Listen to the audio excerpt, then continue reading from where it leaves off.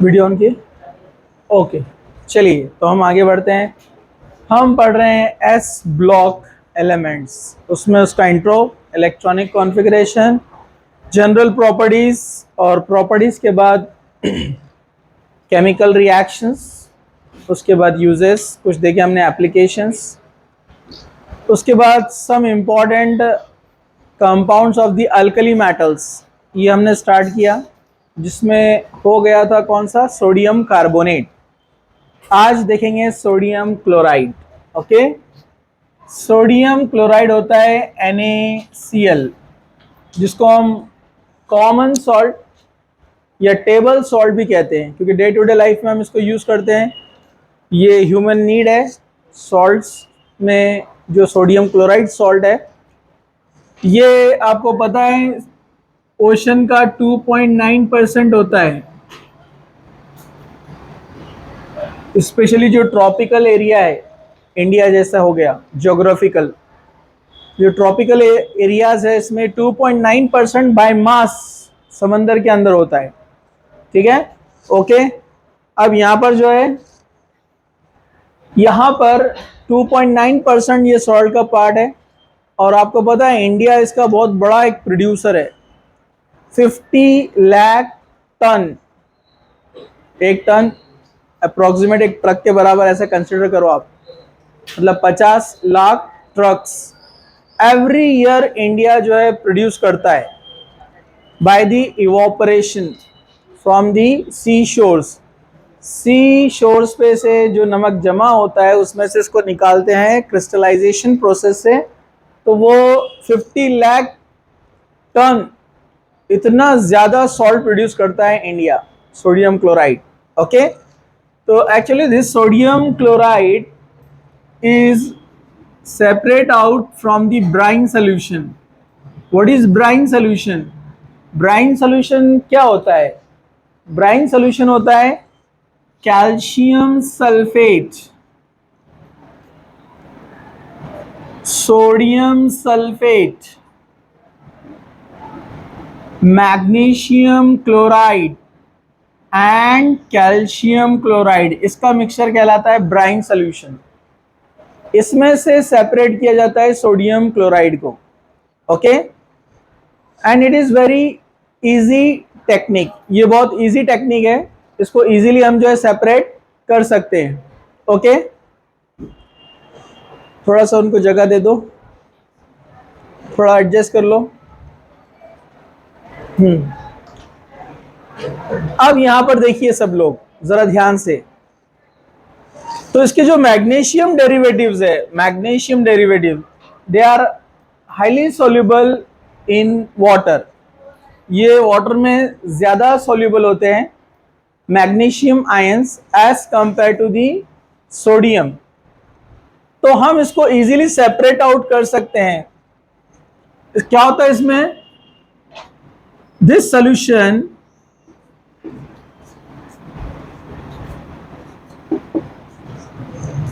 is dissolved in small amount of water.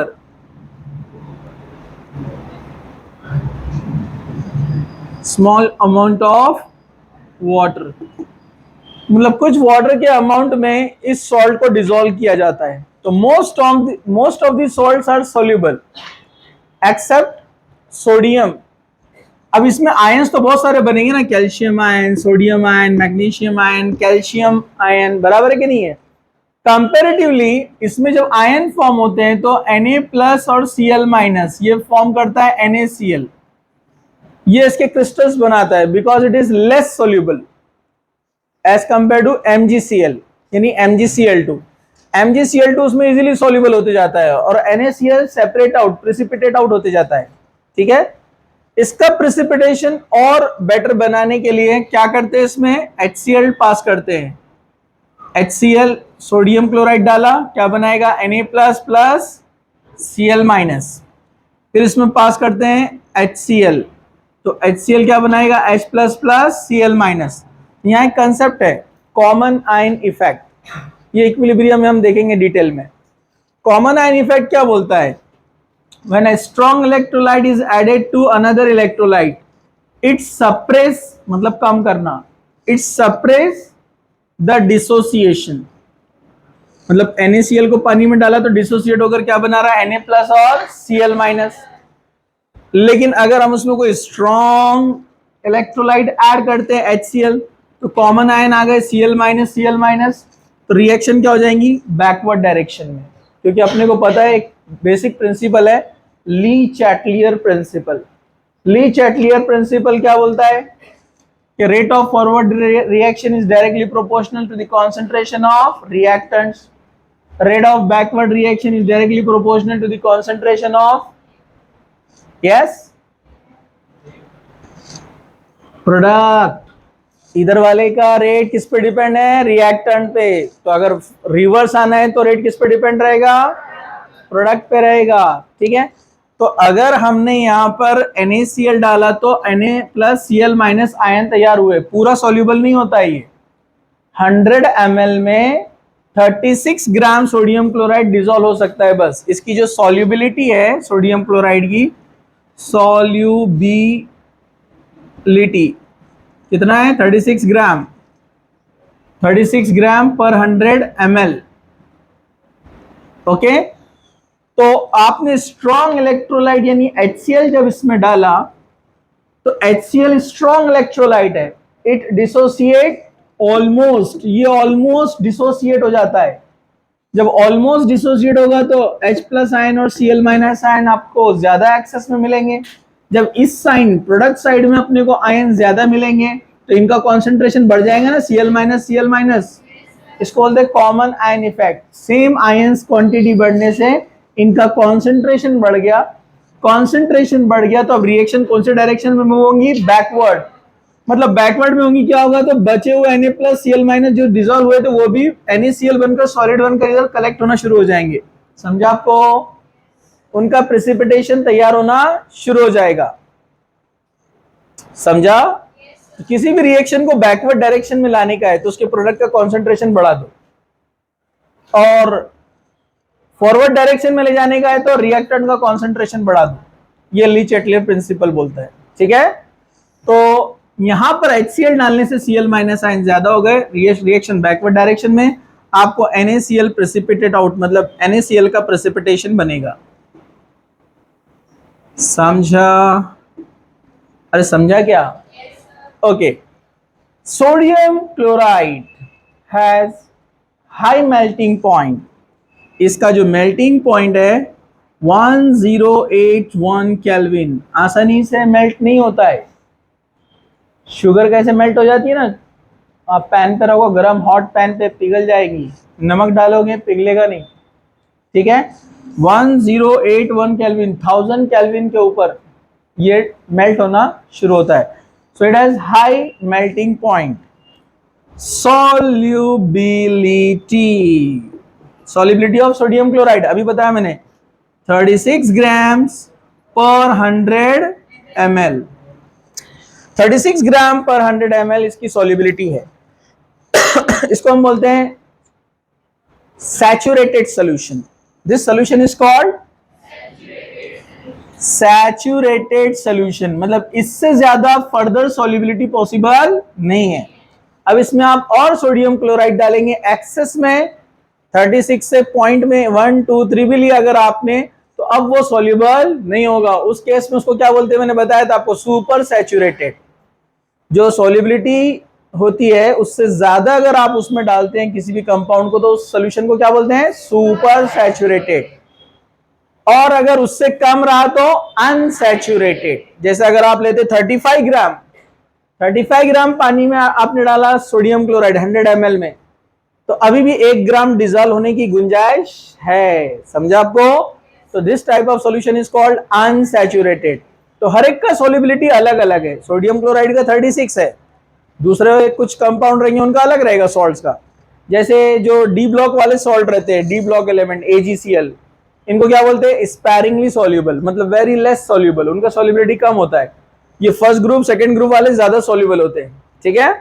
फिर उसमें भी ऑर्डर है, वो अपन बाद में देखेंगे, ओके। तो इनका 36 ग्राम है सॉल्युबिलिटी, सैचुरेटेड सॉल्यूशन तैयार हो जाएगा। and it is highly alkaline. Highly alkaline solution. It is highly alkaline solution मतलब बेसिक solution. ओके होगा नीचे, हाँ ठीक है. तो ये अल्कलाइन सोल्यूशन तैयार करता है स्ट्रॉन्ग बेस जिसको हम बोलते हैं हाईली अल्कलाइन सोल्यूशन. मतलब इसमें अगर आपने लिटमस पेपर लिया रेड वाला, उसमें डिप किया तो ब्लू हो जाएगा, जो बताता है कि बेसिक नेचर. समझा आपको?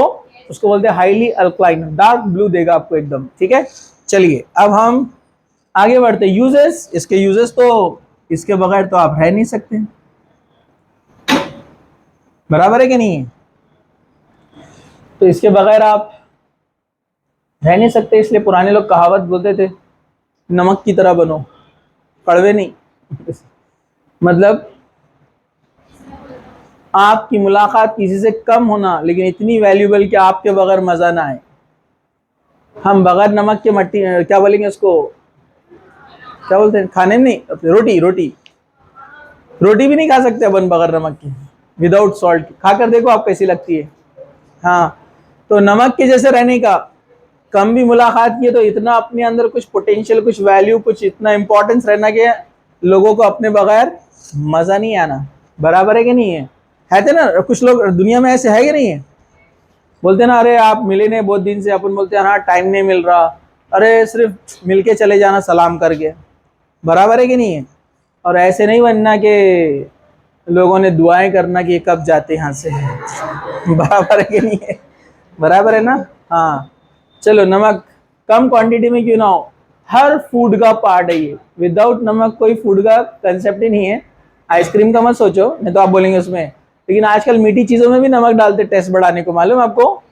हाँ, शुगर वाली चीजों में भी हल्का सा नमक डालते, बोले टेस्ट का मजा, थोड़ा टेस्ट मजा और ज्यादा बड़ा हो जाता है. बराबर है कि नहीं है? ओके चलो खैर. तो सबसे important table salt. Table salt बोलते हैं इसको, क्या बोलते हैं? क्योंकि टेबल पर अवेलेबल है ना. अरे बराबर है कि नहीं? मतलब common salt, day to day life में सबसे ज्यादा यूज किया जाता है sodium chloride. Okay, alkaline medium तैयार करने के लिए, बेसिक्स अल्कलाइन मीडियम बनाने के लिए बेसिक रिएक्शंस में, बहुत सारे बेसिक रिएक्शंस में इसका यूज किया जाता है. इसी तरह इलेक्ट्रोलिसिस, याद है आपको? इलेक्ट्रोलिसिस प्रोसेस में क्लोरीन गैस के लिबरेशन के लिए सोडियम डिपॉजिट होता है, पता है ना आपको? और क्लोरीन क्या होता है? लिबरेट. अरे याद है कि नहीं आपको? So this is about sodium chloride. Short में दिया आपको बहुत एनसीईआरटी में ये. चलिए आगे बढ़ते हैं हम. Sodium hydro oxide. Sodium hydro oxide same पहला वाला हमने पढ़े सोडियम कार्बोनेट Na2CO3, उसमें एक इंपॉर्टेंट प्रोसेस था सॉल्वे प्रोसेस, याद है आपको?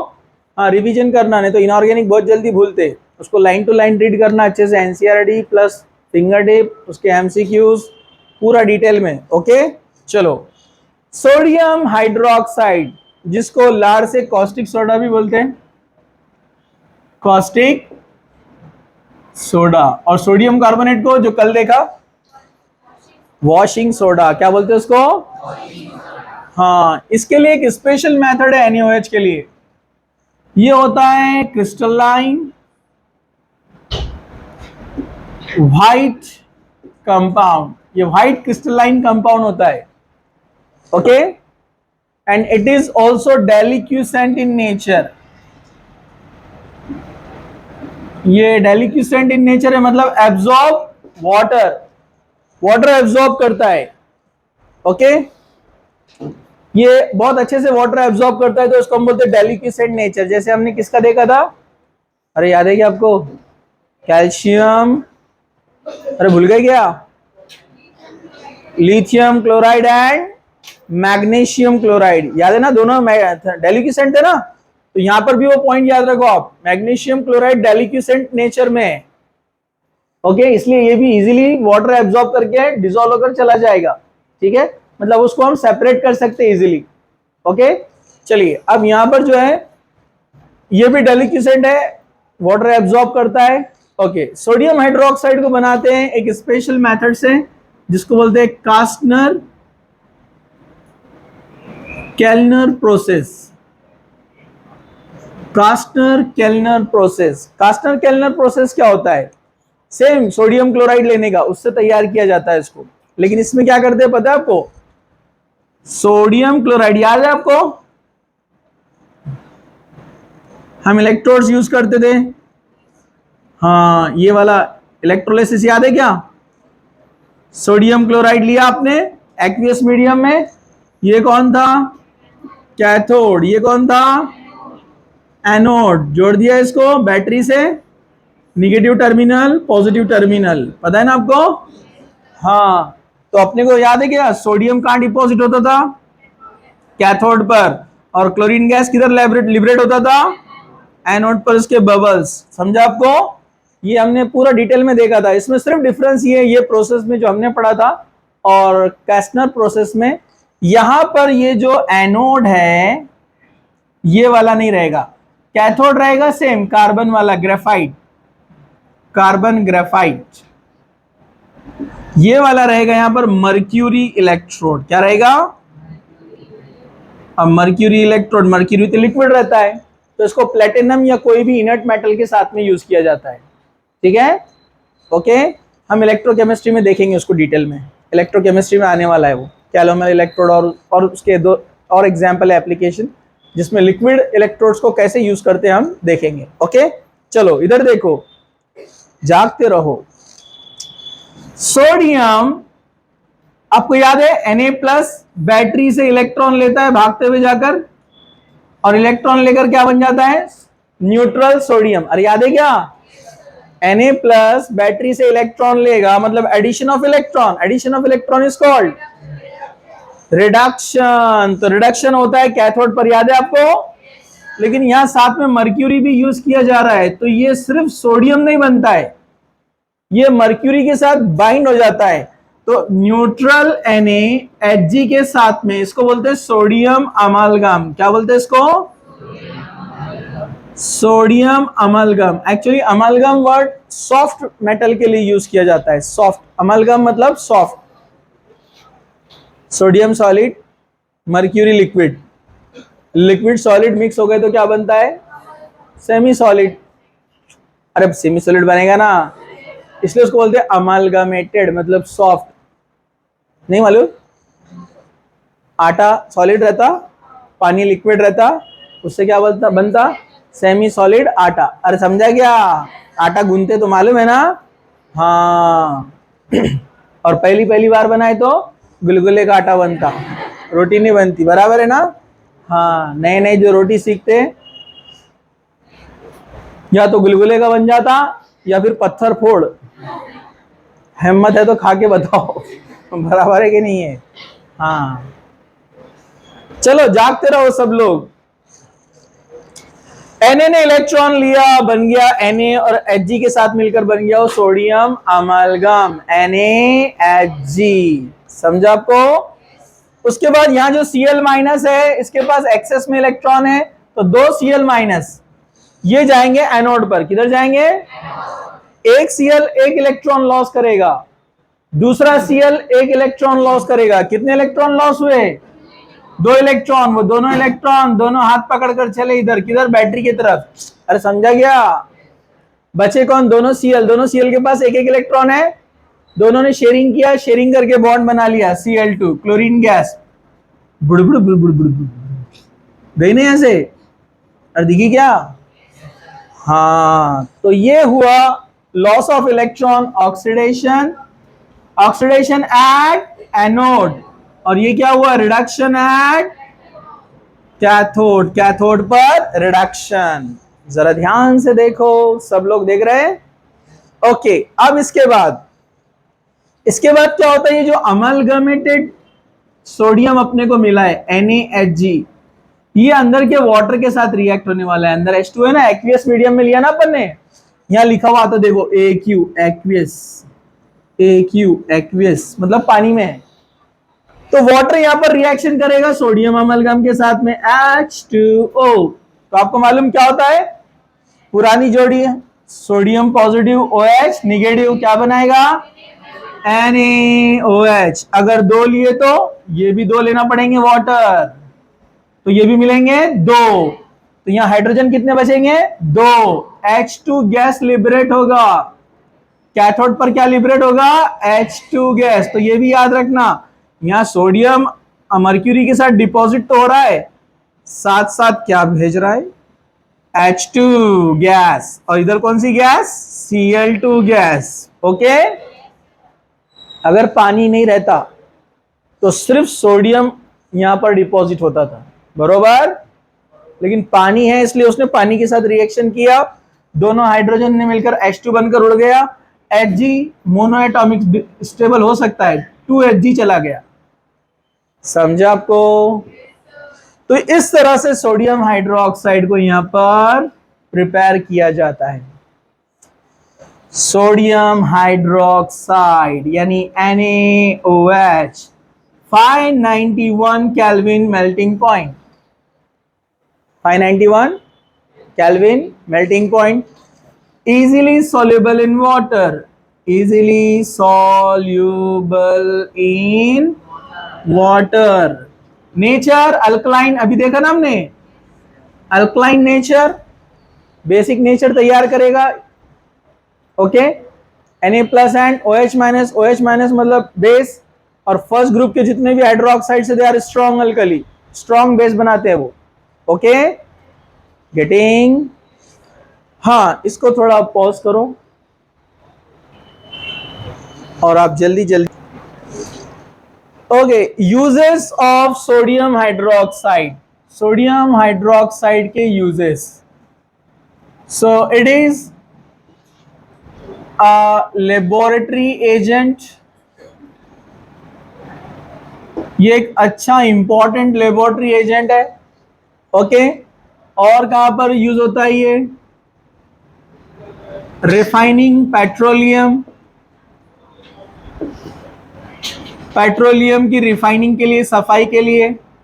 थर्ड, हम यहां पर बोल सकते हैं प्रिपरेशन और manufacturing of soap, preparation of soap, यहां पर भी जो होता है सोप के प्रिपरेशन में। अगर आपको याद होगा तो मैंने बताया था, ठीक है, सैपोनिफिकेशन, ट्राई ईस्टर से सोप बनाते हैं हम, सैपोनिफिकेशन, वहां पर NaOH हाइड्रोक्साइड, सोडियम हाइड्रोक्साइड को यूज किया जाता है।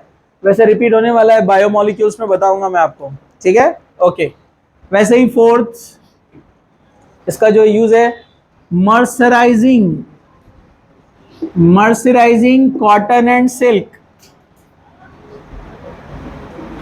मर्सराइजिंग मतलब फिनिशिंग, शाइनिंग के लिए, पॉलिशिंग के लिए यूज किया जाता है इसको, ठीक है। कॉटन की सफाई के लिए, सिल्क की क्लॉथ की सफाई के लिए, जिससे शाइनिंग बढ़ती है उसकी, ठीक है। मर्सराइजिंग ऑफ कॉटन एंड सिल्क। और बहुत सारे इसके एप्लीकेशन है, इंडस्ट्रियल सॉल्वेंट, इंडस्ट्रियल रिएजेंट कहेंगे उसको, इंडस्ट्री में बहुत अच्छा एक रिएजेंट है, ठीक है। ओके, फार्मास्यूटिकल्स में और बहुत सारे डाइज इंडस्ट्री में, कलर्स बनाने के लिए, ठीक है। मेडिसिन, डाइज मतलब कलर्स, ठीक है। तो बहुत जगह इसका यूज किया जाता है सोडियम हाइड्रोक्साइड का। अब एक है फोर्थ वाला, वो है सोडियम बाइकार्बोनेट। सोडियम बाइकार्बोनेट, हमने सोडियम कार्बोनेट के अंदर ही इसका प्रिपरेशन देख लिया था, याद है आपको? हमने यूज किया था सोडियम कार्बोनेट Na2CO3 और उसमें पास किया था H2O and CO2। Solvay process में सेकेंड स्टेप था, याद है क्या आपको? सॉल्वे प्रोसेस के अंदर सेकेंड स्टेप था इसका। तो क्या होता है यहाँ पर, इसके लिए हम क्या करते हैं, यहां से एक Na, यहां से एक H, है ना, और ये CO3, एक Na, एक H और ये CO3 क्या बनाता है? NaHCO3, baking soda. बचा एक Na और यहाँ का OH बचा है ना, तो एक H है मतलब यहाँ पर, तो फिर ये बचा हुआ Na और ये H, NaH, और यहाँ का O जाएगा यहाँ पर CO3, मतलब 2 moles of NaHCO3, 2 moles of baking soda. इसका जो नेम है, फेमस नेम, वो क्या है? Baking soda. इसको बेकिंग सोडा क्यों बोलते हैं? क्योंकि जो बेकरी प्रोडक्ट्स है जितने भी, उसमें इसको यूज किया जाता है। क्यों यूज किया जाता है इसको बेकरी प्रोडक्ट्स में? बेकरी प्रोडक्ट्स में इसलिए यूज करते हैं क्योंकि ये इजीली कार्बन डाइऑक्साइड रिमूव कर जब इसको सोडा को डाला जाता है फूड में, और बहुत सारे भजिए वगैरह में भी डालते हैं ना, उसको देखा ना आपने, हाँ, जिससे वो फूल जाते हैं और फ्लफी नेचर बन जाता है, एकदम नरम, बराबर है कि नहीं, फ्लफी सॉफ्ट स्पॉन्जी टाइप है ना। तो वो नेचर कैसे बनता है इसका, एक्चुअली अंदर जाने के बाद जब हीट होता है सोडियम बाइकार्बोनेट, तो सोडियम बाइकार्बोनेट यहां से CO2 उड़ा देता है और क्या बन जाता है NaOH प्लस CO, अरे टूना, CO2 उड़ जाएगा यहां से, और जब CO2 निकलता है तो वहां पर होल्स तैयार हो जाते हैं, जो तो सोडियम बाइकार्बोनेट की जगह जो कार्बन डाइऑक्साइड की स्पेस थी वो एम्प्टी हो गई, वो CO2 वहां से निकल गया, तो जो एम्प्टी पोर्स होल्स तैयार होते हैं ना, तो गैप बन जाता है ना उससे, जिससे फ्लफी नेचर तैयार होता है। तो इसके भी बहुत सारे यूज है बेकिंग के लिए। ओके, लेबोरेटरी में भी यूज होता है as a reagent. Okay, in the manufacturing या preparation of sodium carbonate, sodium hydroxide, sodium chloride etcetera, ये रिएजेंट्स बनाने के लिए ये यूज होता है। बहुत शॉर्ट में दिया हुआ है इसके बारे में। This is about sodium bicarbonate यानी बेकिंग सोडा। ओके, तो यहाँ पर ये जो कुछ इंपॉर्टेंट कंपाउंड्स थे सोडियम के वो हमने देखे, sodium carbonate, sodium chloride, sodium hydroxide and sodium bicarbonate. ठीक है, ओके, यहाँ पर स्टॉप करते हैं हम इसको, लिख लो आप ये जो रिमेनिंग पार्ट है।